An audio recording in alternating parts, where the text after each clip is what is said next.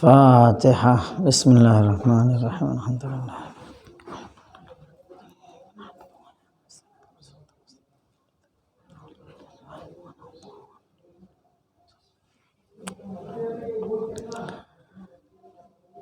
لا حول ولا قوة الا باللہ العلی العظیم۔ اعوذ باللہ السمیع العلیم من الشیطان اللعین الرجیم۔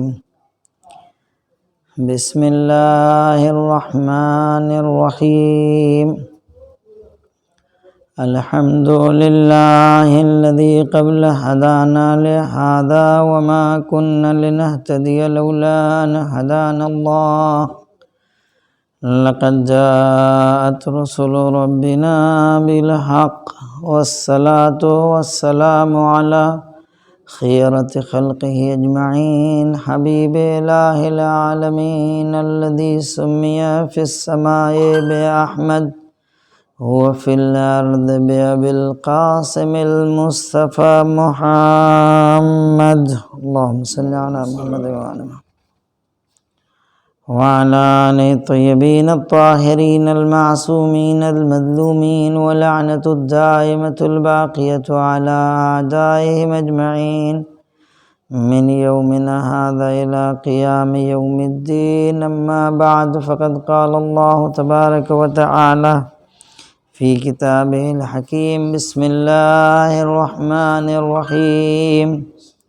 انما يريد الله ليذهب عنكم الرجس اهل البيت ويطهركم تطهيرا۔ اللهم صل على محمد وعلى محمد۔ عزیزان گرامی، جس آیہ کریمہ کو آپ کے سامنے میں نے پیش کیا ہے، وہ آیت تطہیر کہلاتی ہے، جس میں خداوند کریم اپنے کچھ خاص بندوں کے لیے یہ سند طہارت دے رہا ہے، اور دوسرے لفظوں میں یوں کہا جائے یہ آیت اہل بیت علیہم السلام کی طہارت اور عصمت اور ان کی ولایت کو ثابت کرتی ہے۔ یہ آیہ تطہیر جس میں ارشاد خداوندی ہے کہ بے شک اللہ تعالی کا ارادہ ہے کہ اے اہل بیت آپ سے رجس و پلیدگی کو ایسا دور رکھے کہ جو دور رکھنے کا حق ہے۔ انما یرید اللہ لیذہب عنکم الرجس، یعنی خطاب ہے ڈائریکٹ اہل بیت سے، یعنی آپ سے اس نجاست کو، رجس کو، پلیدگی کو دور کرنے کا ارادہ رکھتا ہے اللہ تعالی۔ وَيُطَهِّرَكُمْ تَطْهِيرًا، اور آپ کو ایسا پاک کرنا چاہتا ہے جو پاک رکھنے کا حق ہے۔ یہ آیت ظاہر میں دیکھا جائے تو یہ طہارت اہل بیت اور ان کی عصمت کو بیان کر رہی ہے۔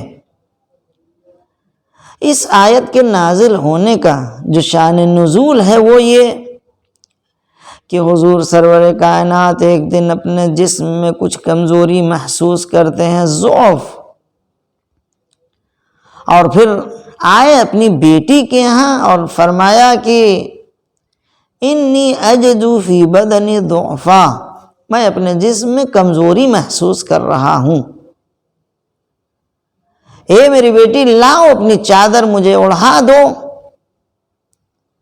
تاکہ میں اس چادر کے صدقے ٹھیک ہو جاؤں۔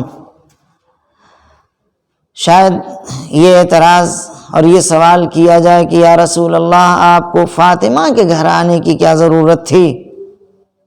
ایسے وقت میں کہ جب جسم میں کمزوری اور ضعف کا احساس ہو اور بیماری کا، تو ڈاکٹر حکیم کے پاس جایا جاتا ہے، یہ بیٹی کے پاس آنے کا کیا مقصد؟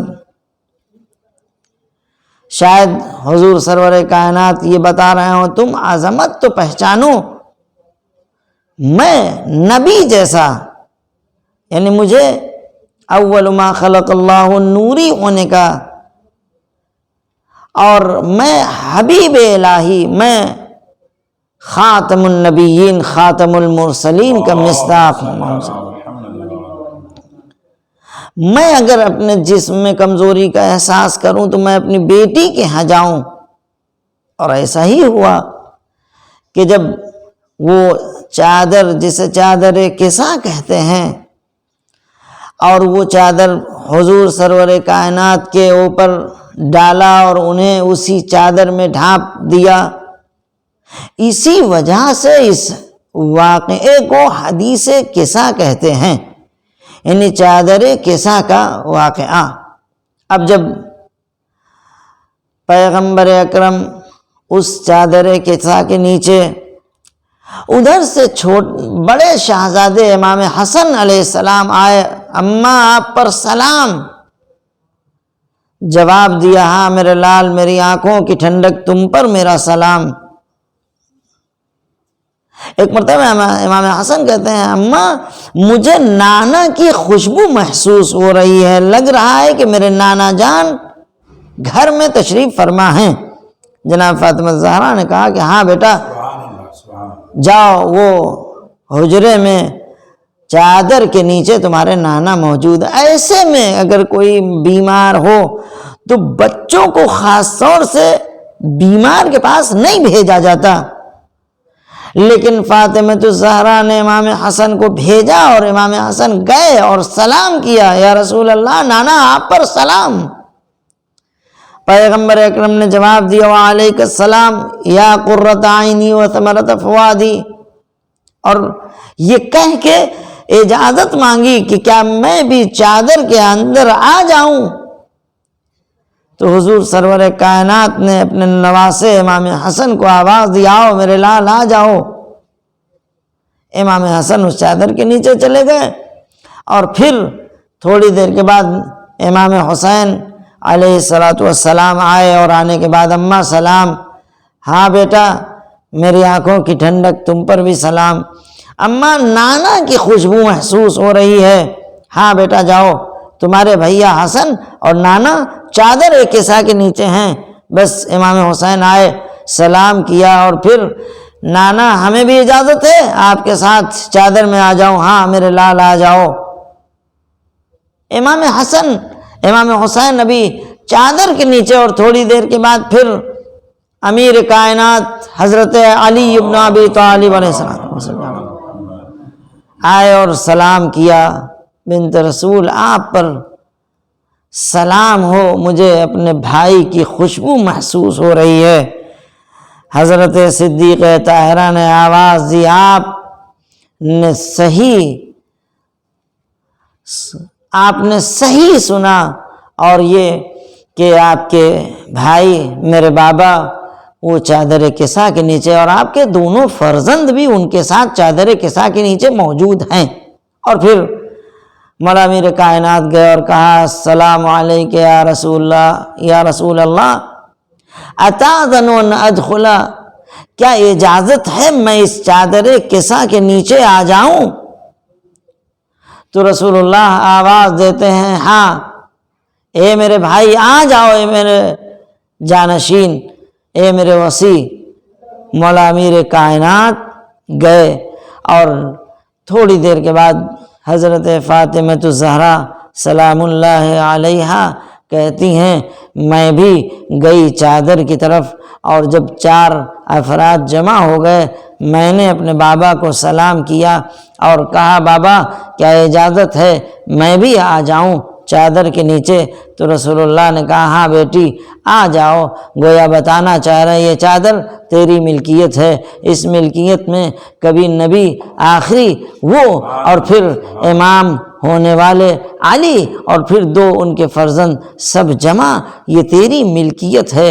گویا عصمت کا ایک دائرہ اگر بنے تو اسے چادر کسا کہتے ہیں۔ سبحان اللہ سبحان اللہ، اللہم صلی علی محمد وعلی محمد۔ اور پھر جناب فاطمہ زہرا نے اجازت لی اور کہا بیٹی آ جاؤ، اور پھر 5 جمع ہوئے، اور یہ جمع ہونا ایسا کہ آسمان پر ایک کوہرام، اور وہاں پر یہ آواز، اللہ تعالیٰ آواز دے رہا، فرشتوں دیکھ رہے ہو، فرشتے ان کی آنکھیں بالکل خیرہ اور اچنبھے میں، یہ کون انوار ہیں کہ آج زمین سے اتنا نور آسمان کی طرف آ رہا ہے۔ آسمان پہ اللہ کا بنایا ہوا سورج پوری زمین کو روشن کرتا ہے، لیکن یہ انوار کون ہیں کہ جو زمین پہ اکٹھا ہو گئے ہیں، تو آسمان پر یہ روشنائی اور یہ نورانیت پھیل رہی ہے۔ جبرائیل امین اور میکائیل اور یہ فرشتے سب دیکھ رہے ہیں، بس جرأت جناب جبرائیل امین میں اللہ تعالیٰ یہ کون ہیں، یہ کون ہیں؟ آواز قدرت آئے، ہم اہل بیت النبوہ و معدن الرسالہ، ہم فاطمۃ و ابوہا و بعلہا و بنوہا۔ اللہم صلی علی محمد وعلی سبحان اللہ۔ گویا اہل بیت وہ ہیں جن کی معرفت کے لیے جبرائیل امین جیسا فرشتہ ملک وحی الہی نہ سمجھ سکے۔ سبحان اللہ سبحان اللہ۔ اور جبرائیل امین پوچھ رہے ہیں یا رب من تحت ھذا الکسا، کون ہے؟ روز ان کا آنا جانا، لیکن آج جبرائیل کو حیرت کہ یہ چادر کسا کے نیچے کون ہے؟ اللہ کو پہچانوانا پڑا، ہم فاطمۃ و ابوہا و بعلہا و بنوہا، صلی علی محمد وعلی محمد۔ یعنی کائنات میں اگر کوئی ہو جس کی معرفت، جس کا تعارف خدا کروائے، وہ پنجتن ہے۔ سبحان اللہ۔ اور پھر جبرائیل امین نے کہا یہ انوار آج جمع ہو گئے ہیں، اے میرے اللہ کیا میں بھی جاؤں اس چادر میں، ان کے ساتھ اکٹھا ہو جاؤں؟ اللہ نے کہا کہ جاؤ، اجازت اللہ تعالیٰ کی طرف سے۔ اور پھر جناب جبرائیل امین آئے اور اتر کر آئے، سلام کیا، یا رسول اللہ یقرئک السلام ویخصک بالتحیۃ والاکرام، اللہ تعالیٰ اپنا سلام اور تحیت پیش کر رہا ہے آپ کی خدمت میں۔ یا رسول اللہ کیا اجازت ہے میں چادر کے نیچے آ جاؤں؟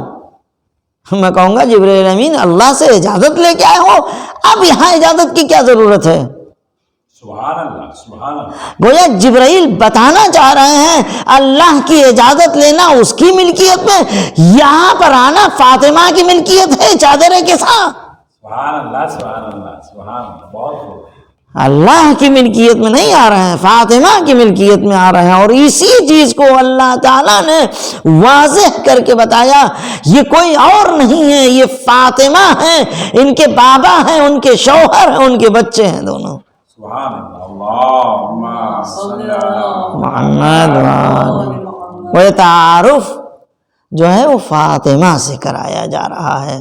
رسول اللہ کی شخصیت جو حبیب الہی، حبیب کبریا، اور جو کبھی طٰہٰ، کبھی مزمل، کبھی مدثر کا خطاب لینے والے، اور اللہ تعالیٰ نے انہیں اول ما خلق اللہ نوری کا مصداق بنا کے بھیجا ہے، اور سب سے پہلا نور پیغمبر کا اس کائنات میں، تو یہ تو زیادہ شناختہ شدہ ہیں۔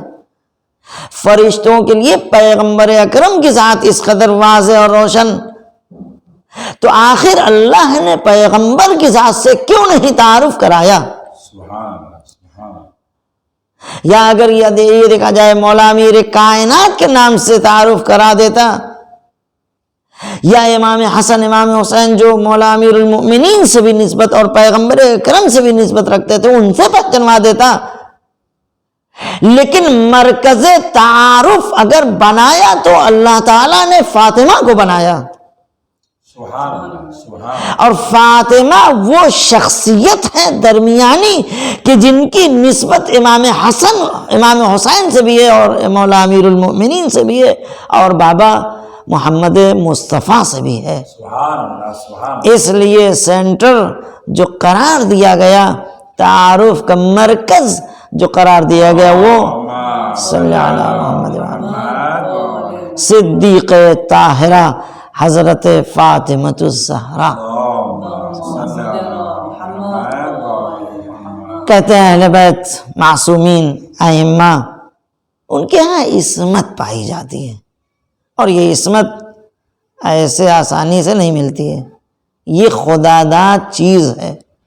اللہ تعالیٰ نے ان کے اندر یہ کرامات اور یہ صفات پیدا کر کے انہیں معصوم بنا کے، تاکہ جو ہدایت کا راستہ ہو وہ گنہگار لوگ انجام نہ دیں، بلکہ گناہوں سے پاک افراد ہدایت کی ذمہ داری اپنے ذمے لیں. اور پھر جناب فاطمۃ الزہرا کو تعارف کا مرکز قرار دیا.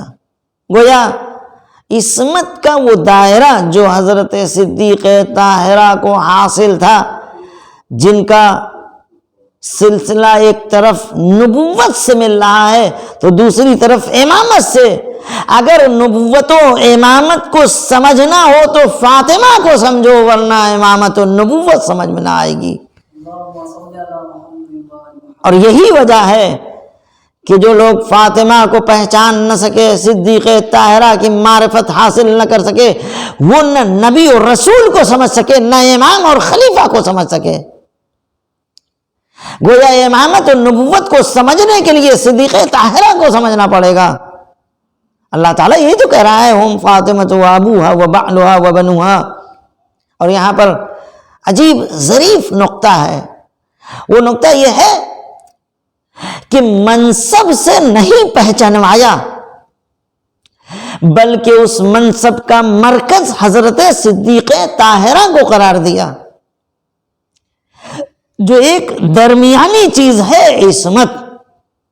یہ عصمت دری بیوی اور وہ پاک و پاکیزہ کہ جو عصمت کے دائرے میں ایک طرف سے نبوت و رسالت اور ایک طرف سے امامت اور وہ صدیق طاہرہ، گویا پروردگار ان کے ذریعے سے تعارف، اور اس تعارف میں ان کے بابا ہیں، ان کے شوہر ہیں اور ان کے بچے ہیں. گویا اللہ تعالیٰ بتانا چاہ رہا ہے کہ اگر پیغمبر سے کسی کا خاص رشتہ ہے تو اسے فاطمہ کہتے ہیں. اور رشتوں میں بہت سے رشتے ہوتے ہیں، لیکن یہ رشتے ہیں صرف بس جو خاص، جو کبھی رشتے ٹوٹنے والے نہیں ہیں. وہ باپ کا رشتہ کبھی ختم نہیں ہوتا، شوہر کا رشتہ کبھی ختم نہیں ہوتا، بیٹوں کا رشتہ ختم نہیں ہوتا. رشتے جوڑتے رہیے، لیکن اس رشتے کو اگر دیکھیں گے تو اس میں کمال بھی ہے، فضیلت بھی ہے. تب سمجھ میں آئے گا. لوگ نہ جانے کیا رشتے جوڑتے ہیں. ارے ان کی نسبت آیے تطہیر اگر ان کے لیے ہے تو یہ اہل بیت ہیں. بس آپ ذرا سا اگر سورہ 22 پارے کی کہ جو اس آیت میں سیدھا سیدھا آیے تطہیر اور اس سے پہلے ازواج کا تذکرہ اور پھر بعد میں بھی ازواج کا تذکرہ، جس کو استدلال اور استناد کے طور پر علماء مفسرین کہتے ہیں کہ کیسے ہو سکتا ہے کہ ایک طرف ازواج کا تذکرہ اور پھر بعد میں ازواج کا تذکرہ اور بیچ میں آیے تطہیر ہو اور اس میں ازواج شامل نہ ہوں. ہمارے علماء نے اس بات کو واضح کیا ہے کہ ایک بات آپ نقل کیجئے، بیچ میں پرانٹس ڈال دیں اور پھر آپ دوسرا مطلب نقل کریں، اس میں کوئی قباحت نہیں ہے. اور یہ قرآن مجید فصاحت و بلاغت کا وہ مصداق اور وہ جوہر ہے کہ جہاں سے ہمیں فصاحت کا وہ درجہ ملتا ہے کہ کسی اور کتاب میں نہیں ہے۔ وہاں پر اللہ تعالیٰ ایک طرف ازواج کو، پھر بعد میں ازواج کو، بیچ میں اہل بیت کا تذکرہ بتا کے کہ وہ ہوں گے کچھ اور، یہ ہوں گے کچھ اور، یہاں پر اہل بیت کے برابر کوئی نہیں ہے۔ سبحان اللہ، صلوات بھیجبر محمد والے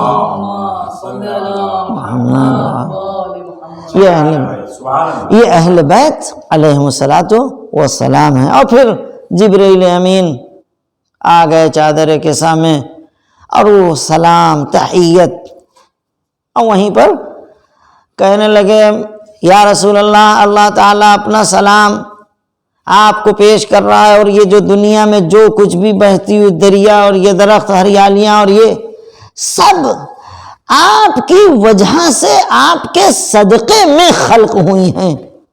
یعنی جبرائیل امین کے آنے کا مطلب یہ ہوا، عظمت اہل بیت کو بتانا، چادر کسا کی اہمیت کو بتانا۔ میں اللہ کی ملکیت میں نہیں آ رہا ہوں، بلکہ فاطمہ کی ملکیت میں، اللہ کی ملکیت میں ہوتا جو زمین پر میں آ گیا، لیکن چادر کسا میں جانے کے لیے مجھے یہ جبرائیل امین فضیلت بتا رہے ہیں۔ ذرا پہچانیے تو اہل بیت کون ہیں۔ گویا اگر چادر کسا میں جبرائیل کو بھی آنا ہو تو اجازت لے کے آئیں، بغیر اجازت انہیں چادر کسا میں انٹری کی کوئی اجازت نہیں ہے۔ اور پھر جبرائیل امین کہتے ہیں اللہ تعالیٰ نے آپ کو سلام بھیجا ہے اور یہ کہا ہے انما یرید اللہ لیذھب عنکم الرجس اہل البیت ویطہرکم تطہیرا۔ صلی اللہ علیہ وسلم۔ یہ آیت ظاہر میں ایک چھوٹی سی آیت ہے، لیکن پورے قرآن کا خلاصہ جو اہل بیت کے سلسلے میں آیات ہیں، یہ آیت ایک الگ خاصیت اور اہمیت کی حامل ہے کہ جس میں اہل بیت کی طہارت کا اعلان ظاہراً۔ یعنی طہارت کا مطلب کیا ہے؟ ایک مرتبہ ہم کوئی نجاست، کوئی گندگی لگ جائے، پانی لگا کے صاف کر دیں، ہاتھ سے صاف کر دیں، کپڑے سے صاف کر دیں، لیکن اہل بیت کو اللہ تعالیٰ نے ان کثافتوں سے نہیں بلکہ رجس سے پاک رکھنے کا ارادہ کیا ہے۔ رجس کیا ہے؟ کہتے ہیں ایک ظاہری چیز جسم پہ لگ جائے گندگی تو اس کو پانی سے، کپڑے سے، کسی چیز سے صاف کیا جا سکتا ہے، لیکن جو داخلی کثافت ہو، جو اندرونی برائیاں ہوں، جو اندرونی نجاست ہو، اس کو پاک کرنے کا پروردگار ارادہ کر رہا ہے۔ یعنی گویا اگر یہ دل پاک نہ ہوا، اہل بیت کی محبت نہیں آئے گی۔ اگر یہ دل پاک نہ ہوا تو اہل بیت کی محبت۔ بہت سے لوگ ارے یار یہ کیوں نہیں مانتے، قرآن تو پڑھتے ہیں، سب کچھ پڑھتے ہیں، کیوں اہل بیت کو نہیں مانتے ہیں؟ اہل بیت کو ماننے کے لیے دل کی پاکیزگی چاہیے، داخلی پاکیزگی جب تک نہ ہو اہل بیت کی محبت دل میں نہیں آئے گی۔ اسی لیے کہتے ہیں دل کو پاک رکھنا، دل کو صاف رکھنا، دل کو پاک و پاکیزہ رکھنا، تو یہ اہل بیت کی محبت دل میں اترے گی۔ اور پھر یہ آیت کہ جو ہمیں یہ بتا رہی ہے طہارت، اور ایسی طہارت کہ جو کسی کو نصیب نہیں۔ اب اس کی میں مثال دے دوں۔ ایک مرتبہ میں مشہد مقدس میں تھا اور ہمارے ساتھ ایک برادر، وہ بس محبت میں آ گئے تھے، ہمارے ساتھ تھے، اس لیے ان کو حرم کے اندر لے کے گئے، اور جب ان کی نظر وہ کاشی کاریوں پر، آئینہ نگاری پر اور وہ ساخت و ساز پر گئی، کیا زبردست یہ روضہ ہے اور کیا زبردست یہ جگہ ہے، ان کی نگاہ اس عمارت کی ساخت و ساز پر تھی۔ بس ہمیں یہ تو دیکھو یہ سو کون رہا ہے جس کے وجود سے اتنا بڑا،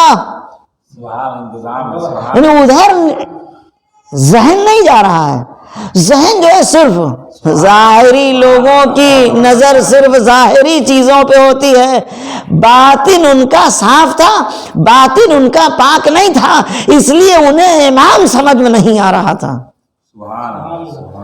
اور پھر یہ کہ وہ ہمارے دو ساتھی جو تھے، وہ ان کا رکو بھائی میں 2 رکعت نماز پڑھ لوں اور پھر چلتا ہوں زری کے پاس۔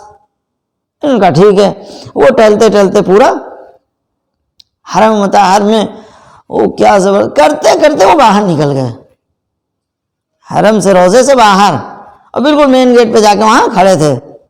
یہ دونوں آدمی نماز پڑھ کے اس کے بعد دیکھ رہے ہیں کہاں بھائی کہاں ہے، نہیں ملے۔ یہ چلے گئے زری پہ زیارت کرنے، اور زیارت کر کے واپس آئے، ڈھونڈتے ڈھونڈتے معلوم ہو کہ جہاں پر مین گیٹ پہ جا کے دیکھا وہاں کھڑے ہوئے ہیں۔ انہیں تعجب ہوا، بھائی میں نے وہاں روکا تھا، آپ کو رکنا تھا، آپ اتنی جلدی وہاں سے چلے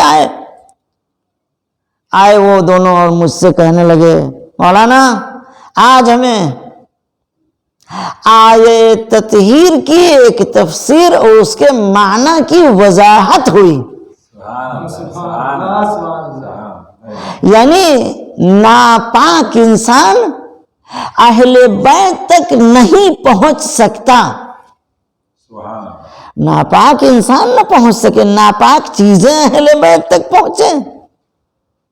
انہوں نے پورا قصہ بتایا اور کہا آج ہمارے لیے واضح ہو گیا کہ یہ کیوں اہل بیت کی محبت اپنے دل میں نہیں رکھتے، جبکہ قرآن یہ پڑھتے ہیں، اہل رسول کو یہ مانتے ہیں، کملی والا رسول یہ مانتے ہیں، طٰہٰ رسول یہ مانتے، سب صرف ایک شخص کو مان لینا کافی نہیں ہے، بلکہ اس کے بچوں کو، اس کی بیٹی کو ماننا کمال ہے۔ وہ رسول اللہ رسول اللہ رسول اللہ، صرف رسول اللہ نہیں ہے، رسول اللہ کی بقا فاطمہ زہرا سے جو تفسیر کوثر بن کے آئیں، رسول اللہ کی بقا علی مرتضیٰ سے جنہیں اپنا جانشین بنا کے من کنت مولا فہذا علی مولا سند دے دی، میرے بعد یہ ہے تمہارے مولا و حاکم، لیکن توجہ نہیں۔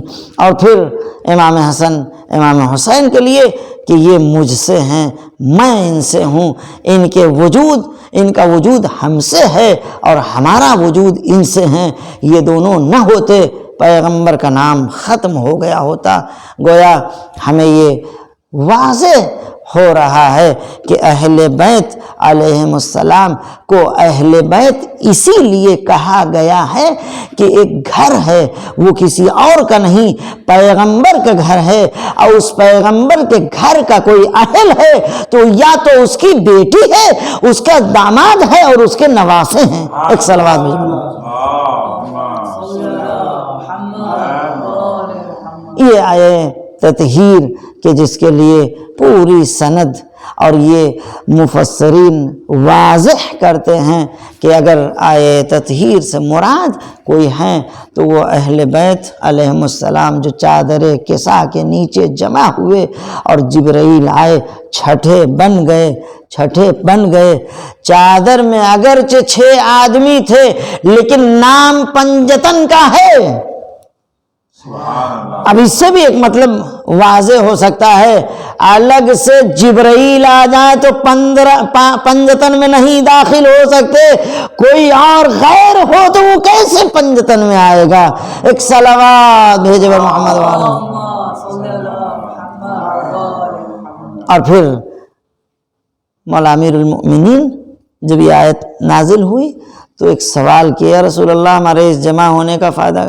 بیمار تھے، جسم میں کمزوری کا احساس، یہاں تک کہ امام حسن امام حسین علی مرتضیٰ فاطمہ زہرا جمع ہو گئیں تو وہ بیماری کہاں گئی، وہ جسم میں کمزوری کہاں گئی؟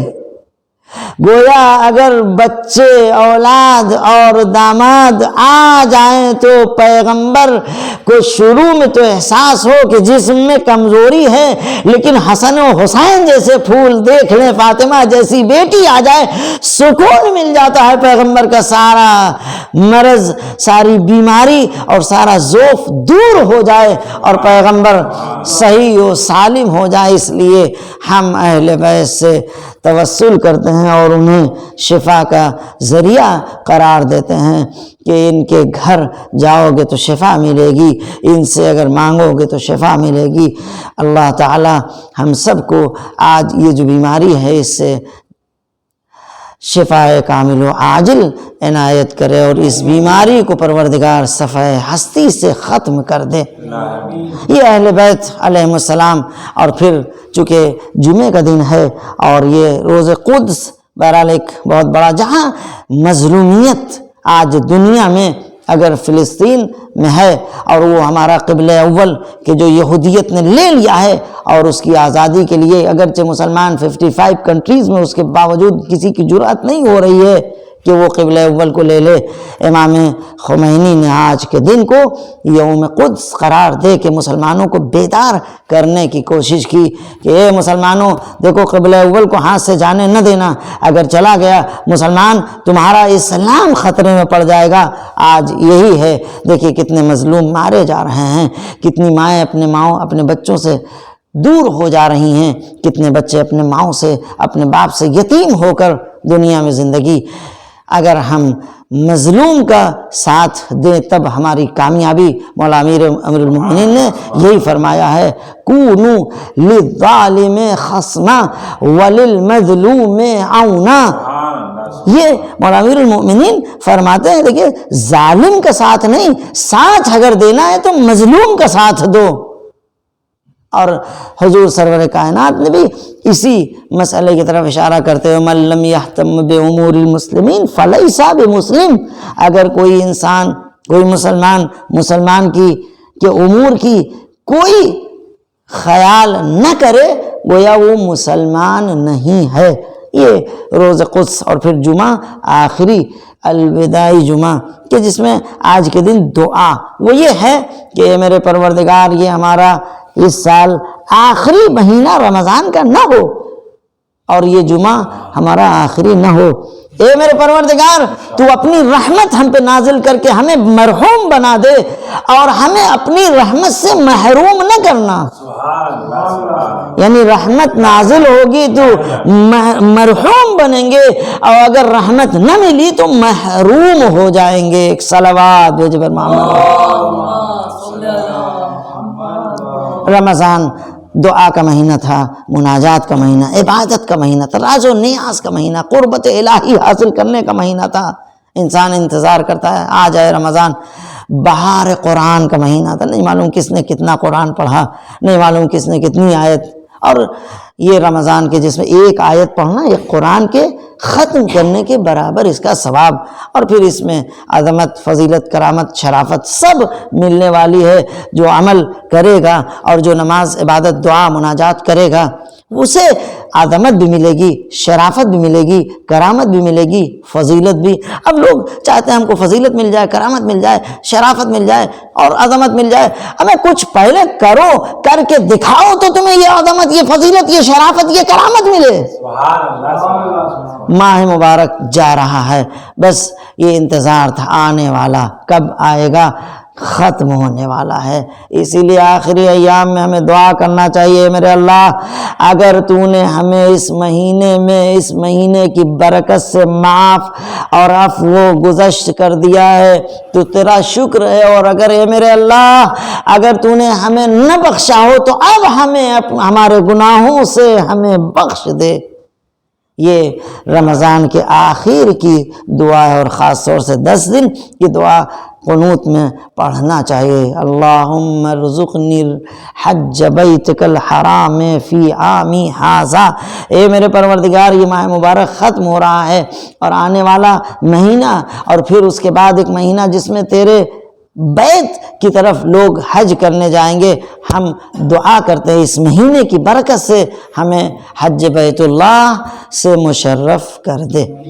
یہ مختصر ذکر جو اہل بیت علیہ السلام کے سلسلے سے کہ جن کی طہارت اور جن کی عصمت اور جنہیں اللہ تعالیٰ نے ہدایت کا مرکز بنا کر کہ انہی میں سے کسی کو رسول و نبی بنایا، تو پھر سلسلہ امامت تک آیا، اور امامت میں امام علی، امام حسن، امام حسین اور عصمت کا جو مرکز بنایا فاطمۃ الزہرا کو، کہ جو نبوت و رسالت کو امامت کو رسالت و نبوت سے جوڑ دے اسے فاطمۃ الزہرا، ہاں جسے رسول اپنا جگر کا ٹکڑا، اور کہتے تھے فاطمۃ بضعۃ منی، فاطمہ میرا ٹکڑا ہے، میرے جگر کا ٹکڑا ہے۔ اے عزیزو، صرف رسول کو مان لینا کافی نہیں ہے، رسول کے جگر کے ٹکڑے کو ماننا اصل محبت ہے۔ ہاں عزیزو، یہ فاطمہ کہ جن کے لیے اتنی تاکید رسول اللہ جب بھی نماز کے بعد آتے تھے اور کھڑے ہو کے کہتے تھے السلام علیکم یا اہل بیت النبوہ ومعدن الرسالہ ومختلف الملائکہ ومعدن العلم، ہاں وہ فاطمہ کے گھر روز دروازے پہ آ کے گویا بتانا چاہ رہے ہیں اس در کی عظمت کو تو پہچانو، یہ میری فاطمہ، ارے یہ معدن رسالت ہے یا رسول اللہ، آپ دنیا سے گئے، ابھی آپ کا کفن میلا نہ ہوا تھا، آپ کی بیٹی کے گھر پہ آگ اور لکڑی لے کر دشمن جمع ہوئے، اور جب فاطمۃ الزہرا نے کہا اس گھر میں حسن و حسین جیسے فرزند رہتے ہیں، تو دشمن نے کہا کوئی بھی ہم آگ لگا دیں گے، ابو الحسن کو نکالو۔ ابو الحسن علی مرتضی جن کے لیے سپر بن کے فاطمۃ الزہرا سامنے آئی اور وہ ظلم کے آگ لگا دیا گیا، اور وہ جلتا ہوا دروازہ شہزادی روکتی رہی، لیکن ادھر سے افراد تھے، ادھر سے ایک بی بی، ارے کتنی طاقت، ایک مرتبہ سب نے مل کے اس دروازے کو ایسا دھکا دیا کہ جلتا ہوا دروازہ فاطمہ اور فاطمہ در و دیوار کے درمیان، ارے جسم دبا شکم، ارے محسن کی شہادت ہوئی، اور اس در و دیوار کے درمیان جو میخیں تھیں بازوؤں میں پیوس محسن کی شہادت، فاطمہ زمین پر تھیں، مولا امیر المؤمنین کو رسیوں میں جکڑ کے کھینچ کے سرکش اونٹ کے جیسے لے جایا جا رہا تھا، فاطمہ زہرا بے ہوش تھی،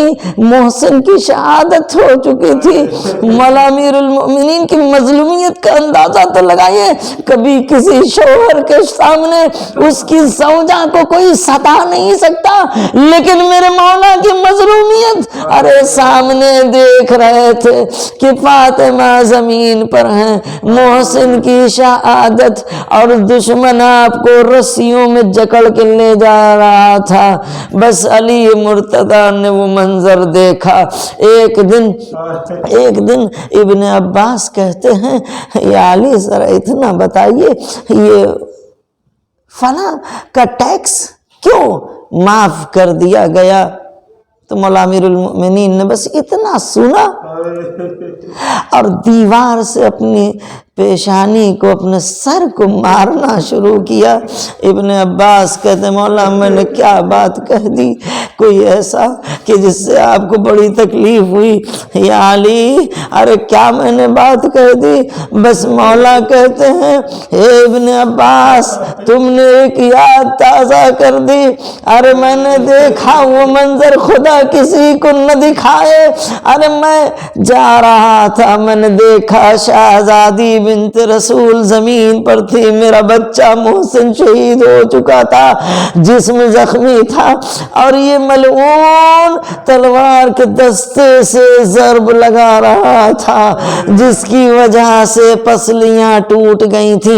فاطمہ گھر میں بھی چادر اوڑھ کے رہتی تھی، اپنا زخم مجھ سے نہ بتایا، اور جب میں جاتا تھا گھر کے اندر تو چادر اوڑھ کے ارے عصا کے سہارے چلتی تھی۔ اے ابن عباس شہزادی نے وصیت کی تھی یا علی کفنی باللیل یا علی دفنی باللیل یا علی، ہم نے اطلب اللیل، مجھے رات میں کفن دینا، رات میں مجھے غسل دینا، رات میں مجھے دفن کرنا۔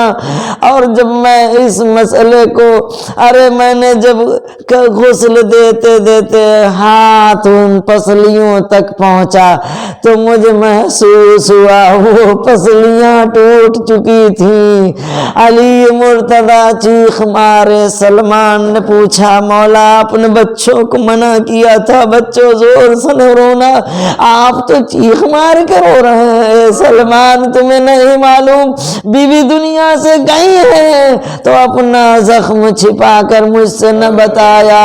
اور جب قبر آمادہ ہوئی، مولا امیر المؤمنین نے جنازہ قبر میں رکھا، دو ہاتھ نمودار ہوئے، لاؤ علی میری امانت کو مجھے دے دو۔ علی مرتضیٰ کہتے ہیں یا رسول اللہ یہ آپ کی امانت، یہ فاطمہ لیجئے، آپ نے دیا تھا صحیح و سالم لیکن میں واپس کر رہا ہوں، صحیح و سالم نہیں ہے۔ یا رسول اللہ اپنی بیٹی سے پوچھ لیجئے گا کیا ظلم ہوا، کیوں سبت علیہ مصائب اللہ کا مرثیہ پڑھا، اور جو مسائل ہوں وہ فاطمہ سے پوچھ لیجئے گا۔ علی بڑا مظلوم ہے، میں فاطمہ کی مدد نہ کر سکا۔ سیعلم الذین ظلموا ای منقلب ینقلبون بحق زہرا و ابیہ و بعلہا۔ پروردگار ہمارے تمام مشکلات امور کو آسان کر دے۔ پروردگار جہاں کہیں مشیعان حیدر کرار اور ان کے جان و مال عزت و آبرو کی حفاظت فرما۔ دنیا انسانیت خطرے میں ہے، پروردگار اس منحوس بیماری کو صفحہ ہستی سے ختم کر دے۔ جو مومنین، جو مسلمین اس مرض میں مبتلا ہے، پروردگار ان سب کو اس مرض سے شفا کامل و عاجل عنایت فرما۔ پروردگار جو مریض ہیں ان کو شفا کامل و عاجل عنایت فرما۔ جنہوں نے التماس دعا کہا ہے ان کو تمام امراض سے شفا کامل و عاجل عنایت فرما۔ پروردگار جو لوگ اس مجلس میں حاضر ہیں اور جو لوگ سن رہے ہیں ان کی اموات پر تو اپنی رحمت و نعمت نازل فرما، ان کی مغفرت فرما، ہمارے گناہوں کو بخش دے، ہمارے آباء و اجداد کے گناہوں کو بخش دے۔ ان کی قبروں پہ اگر کسی قسم کا عذاب ہٹا کر اپنی رحمت و نعمت نازل فرما۔ پروردگار جنہوں نے بھی التماس دعا کہا ان کی دعاؤں کو، حاجتوں کو قبول و مقبول فرما۔ پروردگار ہم سب کو حج و زیارات سے مشرف فرما۔ اس ماہ مبارک میں ہم نے جو کچھ انجام دیا اسے قبولیت کا شرف عطا فرما۔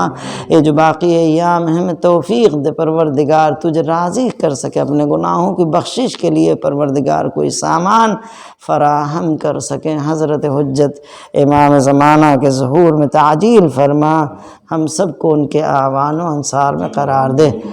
جن مرحوم کے لیے مجلس کی گئی ہے پروردگار ان پر تو اپنی رحمت و نعمت نازل فرما، ان کی مغفرت فرما، ان کے گناہوں کو بخش دے۔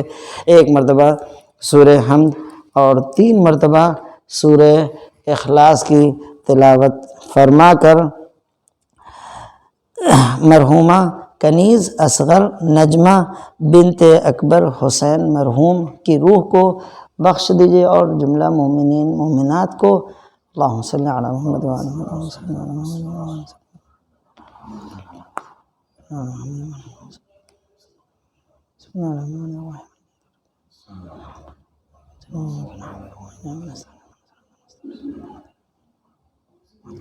بسم اللہ الرحمن الرحیم۔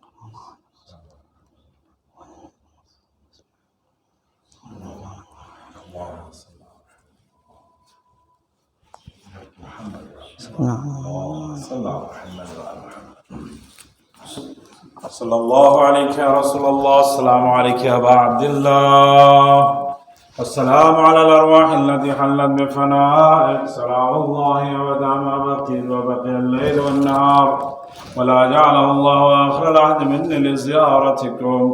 السلام على الحسين وعلى علي أولاد الحسين وعلى علي بن الحسين وعلى أصحاب الحسين ورحمة السلام الله عليك وعلى آبائك الطاهرين. السلام عليك وعلى أبنائك المعصومين ورحمة الله وبركاته. السلام عليك يا غريب الغرباء. السلام عليك يا معين الضعفاء والفقراء. السلام عليك يا شمس الشموس. السلام عليك يا أنيس النفوس. أيها المدفون بأرض الدروز. السلام عليك يا السلطان يا أبا الحسن يا علي بن موسى الرضا الراضي بالقدر والقضاء. السلام عليك يا فاطمة المعصومة بكم ورحمة الله وبركاته. السلام عليك صاحب نصر الزمان. والسلام عليك خليفة الرحمن. السلام عليك شريك القرآن. السلام عليك تفسير الفرقان. عجل الله تعالى فرجك وسهل الله تعالى مخرجك وظهرك وجعلنا الله من أعوانك وانصر ورحمة الله وبركاته. اللهم صل على محمد وآل محمد.